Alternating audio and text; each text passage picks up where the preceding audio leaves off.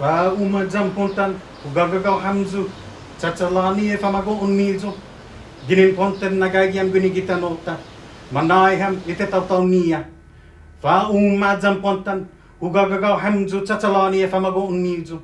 After listening to Chamorro storyteller Jay Pascual chant Tsatsatlani, which means to lead in Chamorro, you would think he's been doing this his entire life. But the cultural artist and former journalist says he started this journey in 2004 after he learned how to speak Chamorro. 6 years ago, I started to have the courage to speak Chamorro. And a lot of times the elders would either laugh or get upset because I said something wrong.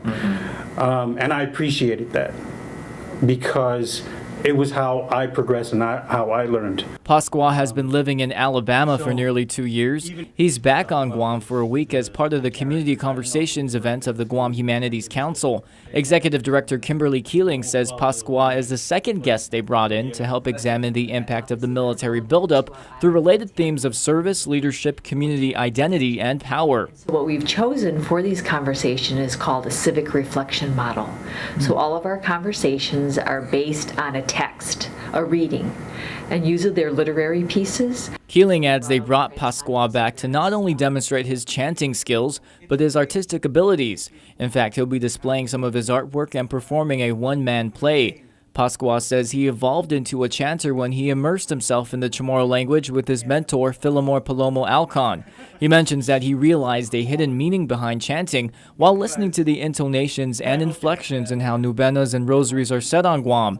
He believes the sound of the Chamorro ancestors is masked behind these songs. If you've been to other cultures, novenas or rosaries, and you listen to the intonation and inflection, it's different. It's not the same.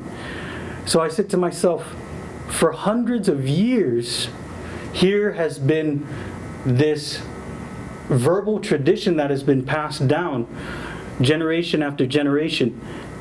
And there it is. It's the sound of our ancestors. Pascual has composed over a dozen chants so far from the perspective of a Chamorro chief and spiritual healer. 5 of his chants will be used for the Community Conversations project. He says the chants contain stories incorporated with layers of different messages. The composition is the story. It has a message within the story that is pertinent to our times today, but also had meaning and may have been said at the time of our ancestors. The storyteller says he's grown stronger in his cultural identity by being away from home. And if there's anything he wants to share with anyone, it's to learn your culture, no matter how old you are. Don't look at the messenger. Look at the message, hear the message.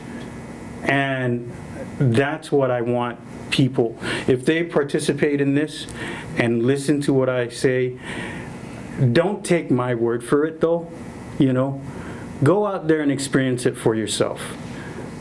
Learn your heritage. Learn your culture.